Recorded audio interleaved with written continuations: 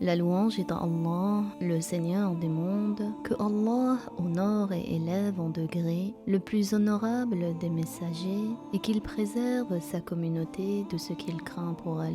La création de la terre a eu lieu dans 2 jours, les 2 premiers qui sont le dimanche et le lundi, puis Allah a créé les 7 cieux dans 2 jours, les 2 jours suivants qui sont le mardi, le mercredi, et les 2 derniers jours qui sont le jeudi et le vendredi. Allah tabaraka wa ta'ala a créé ce qu'il y a sur terre et qui est utile pour la vie de l'être humain, comme les montagnes, les fleurs, les rivières, les arbres et ce qui est semblable. Le début de la création des anges avait eu lieu dans ces 6 jours-là. Il en est de même pour la création de Iblis le maudit, qui est le père des djinns, leur premier ancêtre. Pour ce qui est de notre maître Adam alayhi salam, qui est le père des humains, qui est le premier des prophètes, Allah tabaraka wa ta'ala l'a créé à la fin du 6e jour. C'était un vendredi qui est le meilleur jour de la semaine. Adam alayhi salam a donc été le dernier des créatures par le genre à entrer en existence. Quant aux bovins, les vaches, les serpents,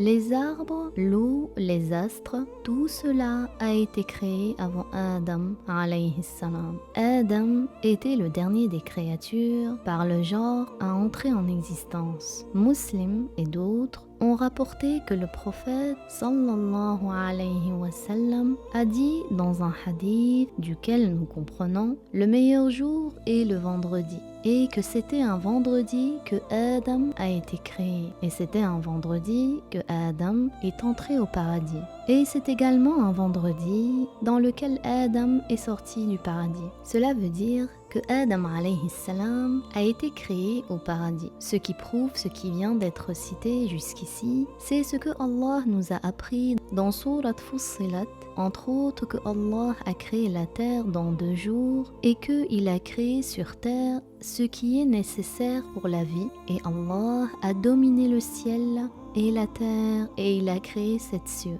Allah a par ailleurs fait que dans les cieux il y a des étoiles et Allah a prédestiné toutes choses. Dans le Coran, Allah nous a appris qu'il a créé la terre d'abord dans 2 jours, car la terre est comme une fondation, une base. Ensuite, après cela, il a fait que les cieux entrent en existence dans 2 jours et les cieux sont comme un toit pour la terre. Allah Ta'ala nous a appris dans Surat Al-Anbiya qu'il a fait que le ciel est comme un toit qui est préservé. Allah Tabaraka wa Ta'ala nous a également appris dans Surat Al-Baqarah qu'il est celui qui a créé tout ce qu'il y a sur terre et que Allah a créé 7 cieux et qu'il sait toutes choses. Le sens de la parole de Allah, Thumma stawa ila sama, c'est-à-dire qu'il a fait suivre la création de la terre par la création des cieux. Allah a créé le soleil, la lune et tous les astres, tout comme il nous l'a appris dans le Coran, dans Surat Nuh.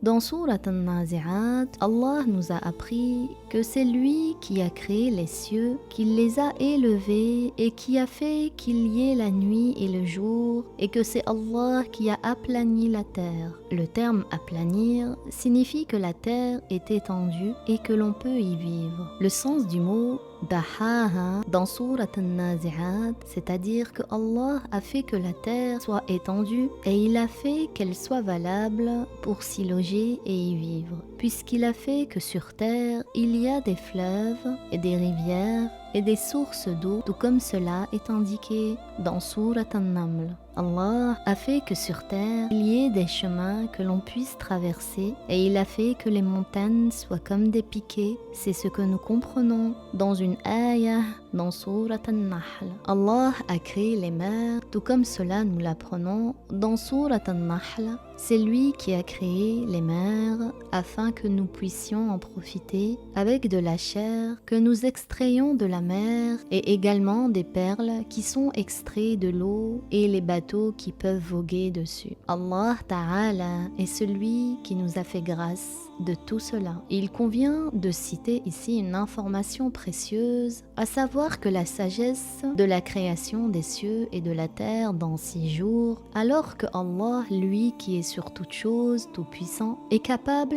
de de les créer en moins que cela. C'est d'enseigner aux gens le fait d'être prudent et de prendre les choses lentement sans se presser. Concernant la parole de Allah Ta'ala, à la fin de Surat Yasin, cela ne veut pas dire que Allah a créé toutes les créatures en un instant, mais que le sens c'est que Allah crée ce monde sans fatigue, sans lassitude, sans personne qui l'en empêche, sans tarder par rapport au temps dans lequel il a voulu que telle créature existe. Le sens de cette ayah n'est pas que chaque fois que Allah veut qu'une chose existe, il dit kun, qui veut dire en français soit. Avec ces deux lettres, Kaf et Noun, ceci est inconcevable, car Allah crée en un instant ce que nous ne pouvons énumérer. Comment se pourrait-il qu'il prononce autant de créatures cette parole kun en langue arabe? Le mot kun est un mot en langue arabe, or Allah existe avant l'existence des langues. Cette ayah